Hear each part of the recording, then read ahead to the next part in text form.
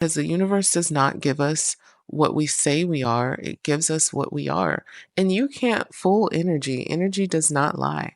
Welcome to Brown Girls Need Healing Too, the podcast where we dive deep into the journey of healing, transformation, and radical self love. I'm Kiana, and I'm here to help you break free from trauma, reconnect with your inner peace, and step boldly into the life you deserve. This is your space to feel seen, heard, and supported as we explore the tools, stories, and practices that will help you reclaim your power and rewrite your story. Because healing isn't just for some of us, it's for all of us. And brown girls need healing too.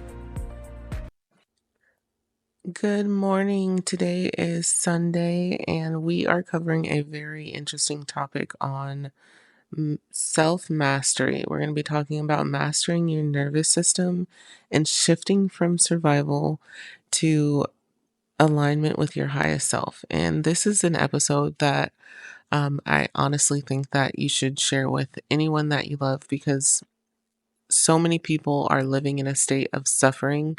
And so many people don't realize that we are the cause of our own suffering. So we are going to delve into all of the good things. And at the end of this, you are going to have a very extremely powerful tool that you can use to step out of survival mode and start living the soft life that you deserve to live, that you're destined to live, because we weren't put on this earth to suffer. Now, one of my favorite words is awareness. Awareness, awareness, awareness, awareness of self. So that means becoming so familiar with your thoughts in your body, in your responses, so familiar that you are aware of how certain situations, people, places, circumstances make you react. And this is important because in order to effect any type of change in our life, we have to be aware of what is causing us to repeat the same cycles. Now, there are two states of being, the sympathetic state and the parasympathetic state. The sympathetic state is considered the fight or flight state, and the purpose of this state is to help us survive. It puts us on high alert and it gives us a stress response. Symptoms of this could be anxiety, racing thoughts, tension, shallow breathing, and triggers are often things such as, relationships, work stress, emotional conflict, past trauma, and one of my favorites, overstimulation. Now, parasympathetic state is the state of rest or digest. So these two states I like to call one is stagnant and one is in flow. The sympathetic state is what I call the stagnant state. The parasympathetic state is what I call the inflow state. When you're in the parasympathetic state, your nervous system is in a state of healing, relaxation, intuition, and creativity. This is when you are in alignment with the highest vibrating version of yourself. You're calm, you're breathing deep, you're in the present moment, and you're emotionally balanced. Now, some unconscious triggers to triggering your parasympathetic state could be being in an environment where you feel safe, being with someone that makes you feel safe, feeling connected, feeling love and peace. You're deep breathing and you're mindful and you're in the moment. One of the most important things that I want you to remember is that there are two states of being, and you can only be in one at one time. You can never be in both. Now, previously we talked about the importance of awareness, right? Here's where we're going to put this into action. For the next 24 hours, I want you to become so aware of whether or not you're in the sympathetic state or the parasympathetic state, whether or not you're stagnant or you're in flow. And you can do this by journaling. You can take mental notes or you can put the notes in your phone, whatever works for you. Whatever works for you is what's going to be best for you. So, the next 24 hours, I want you to recognize when you feel an emotion that makes you feel constricted or upset. Your breathing is shallow. Your focus is hyper focused on something that's not positive, you are experiencing negative self talk. I want you to become aware of that. And I want you to document each time that you do. At the end of those 24 hours, I want you to tally up, if you can, how much time you spend in a stagnant state. When I first met my husband, we had a conversation, and I remember telling him, like, babe, I feel like I'm addicted to negative emotions. And it's funny because he could not understand what I meant by that. And looking back on it, I remember thinking, like, how does he not know? How does he not know what I mean by this? Like, how do you not know? But being the person that he is, my husband is very opposite of me, and he likes to see things through a different lens, and he looks for the positives instead of the negatives. And for me personally, I find comfort in ruminating on things. And I don't think people realize that we fulfill a self fulfilling prophecy with our thoughts. The way that you think right now is going to be what manifests in your future. So if you're experiencing thoughts such as I'm not good enough, or you experience situations and you put a meaning to it that tells you that you're not good enough, or you'll never find love, or you won't amount to anything, or you're not good as the next person, that supercharged emotional response that you keep reconfirming to yourself is only going to attract more situations where you feel the same way, because the universe does not give us what we say we are, it gives us what we are. And you can't fool energy. Energy does not lie. So if you want to change your life and experience a more happy, fulfilling life where you experience less suffering, it all starts with the way that you think. You change your thoughts, you change your reality. You have to have the inside changed in order for the outside to match the inside, not the other way around. A lot of people, including me, we are all guilty. We are so guilty of trying to change our reality and our outer reality in order to make us feel better. Like, people, you live in one state and your life is in shambles, and you think that moving to a different state is going to solve the problem.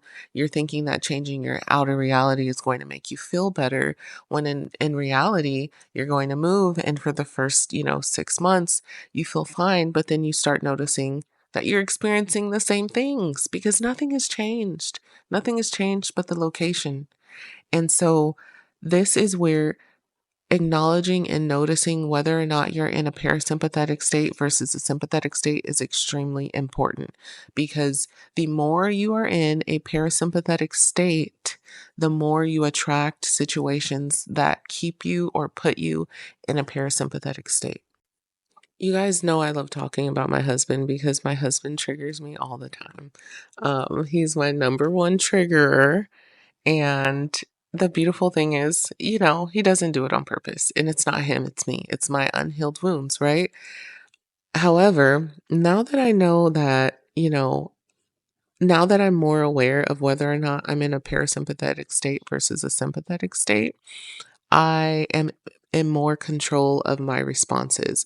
And if I want to have a fulfilling marriage, if I want to have a happy marriage, if I want to have a marriage with less complaining, less chaos, less toxicity, less fighting, I have to take charge of myself. Notice I said I have to take charge of myself, not take charge of my husband. I have to be aware of when something my husband does puts me in a sympathetic state, when something my husband does puts me in fight or flight. And oftentimes he does it unconsciously, and he doesn't mean it. He'll say something like, for example, for example, um, I stopped at McDonald's to get some food for our family. And I was driving and, I texted him like, "Hey babe, I'm gonna get McDonald's. Do you want anything?" And he sends me like two text messages. I'm driving and it's kind of confusing. One of them says like, "Oh, get me this, get me a large smoothie." And the other one is like, "Get me a Dr. Pepper, replace something, never mind, don't get this."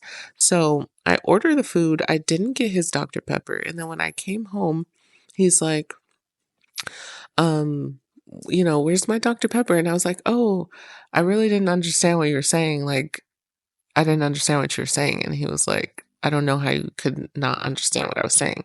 That, right? Such a neutral statement. I don't know how you couldn't understand what I was saying. Such a neutral statement. But of course, because I felt immediately like what he was saying was like, "Oh, I'm not smart enough," or like, "I'm not good enough to read." I was immediately on the defense, and that one comment normally would have kept me in a sympathetic state, kept me in fight or flight. I would have started thinking of instances where he said stuff before that offended me. I would take my space. I would stop talking to him. I'd about probably start texting somebody saying how ungrateful my husband is because I drove to get him dinner. I didn't have to. He could have gotten it himself. And he's just so ungrateful, going down this rabbit hole of negativity that is not helpful. Does that bring me closer to my husband? No. Does it bring me further away from my husband? Hell yes. Literally and physically.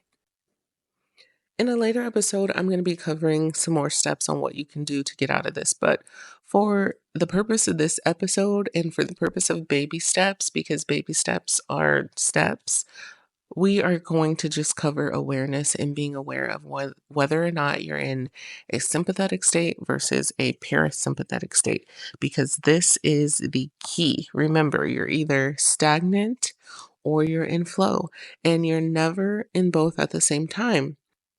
The important thing that I want you to remember is to give yourself grace during this process. Because when you are learning to be more observant of your physical response to situations that cause you to feel negative or less than or whatever, you may not notice it in the moment. It may be a week later, a month later, a year later. Please don't think that you are going to start in the moment acknowledging, like, "Oh, my husband just came home and went straight upstairs without speaking to me. That means he doesn't care about me. And now I'm in a uh, parasympathetic state." I'm sorry, a sympathetic state. Now I'm in fight or flight mode and now I'm ruminating. No, you are going to go through the motions. You're going to go through the motions over and over and over again until one day it goes from being a month of noticing to a week when you notice to a day to in that moment. And when that moment happens for you, is going to be the right moment. So don't rush yourself. Give yourself grace and understand that this minor change that you're about to make is going to drastically change your life. If you have not read Atomic Habits, I highly suggest you do. There is such power in changing 1% of yourself. Whether you think so or not, that 1% completely changes the trajectory of your life. Let's think of airplanes. In the book, I think they use the example of airplanes. When an airplane is flying to a destination, if it is off by even 1 degree, that airplane could end up in a completely different country by 1 degree. How crazy is that? So think of that in your life. If you're making small changes and you're like, "Oh, this is small, it doesn't matter," it does matter. It does matter. Now, fast forward, we're at work.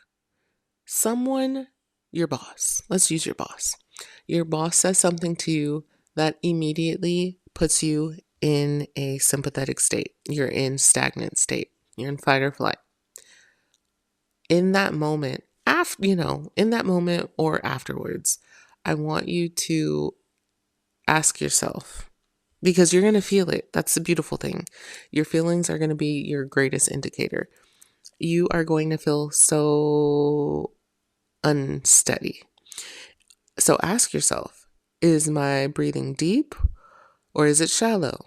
Do I feel tense or do I feel relaxed? You obviously feel tense, right? Am I reacting emotionally or responding with awareness? Your body cues, your heart rate, your muscle tension, and your digestive health are going to be your indicators. And from there, we can shift your nervous system to a space of flow. And when we do that, first step is acknowledgement. In the next episode, we're going to talk about tools you can use to put yourself in a parasympathetic state when you are in a sympathetic state. To wrap this episode up, I want everyone to know that there is the power of choice in every moment. And there's no wrong choice. Nothing ever goes wrong. Everything in life happens the way that it's supposed to.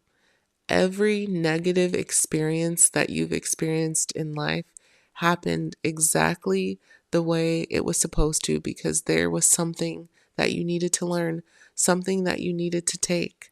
One of my favorite stories is, you ask God for patience, and He doesn't give you patience. He gives you situations to make you patient. There is no magic pill. You don't just wake up and say, oh, I'm patient, or oh, I have courage, or oh, I have peace. No, you have situation after situation that teaches you how to have peace, how to have courage. And that's the beauty of this practice. You are going to have situations that teach you how to put yourself in a parasympathetic state in order to live a life of alignment and ultimate fulfillment. Because again, what we give out to the world is what we give back. So if we want to live a happy, fulfilling, positive life, we have to start feeling that on the inside. And it is going to feel very uncomfortable.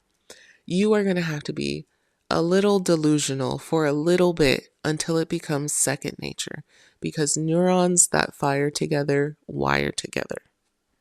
Hello, my lovely. If you found this episode helpful, which I know you did, girl, go ahead and share it with your Instagram, your Facebook friends, your mom, your dad, your sister, your brother, your cousin, your lover, whomever. Share it, because the greatest gift you can give someone is the gift of healing. If you're watching this on YouTube, please leave a comment. If you are listening to this on Amazon, Spotify, any of the audio platforms, please rate this. It helps me get this podcast out to women like us that need this message, that are interested in healing themselves in order to live a better life for themselves and for their loved ones. I'll see you in the next episode. I love you.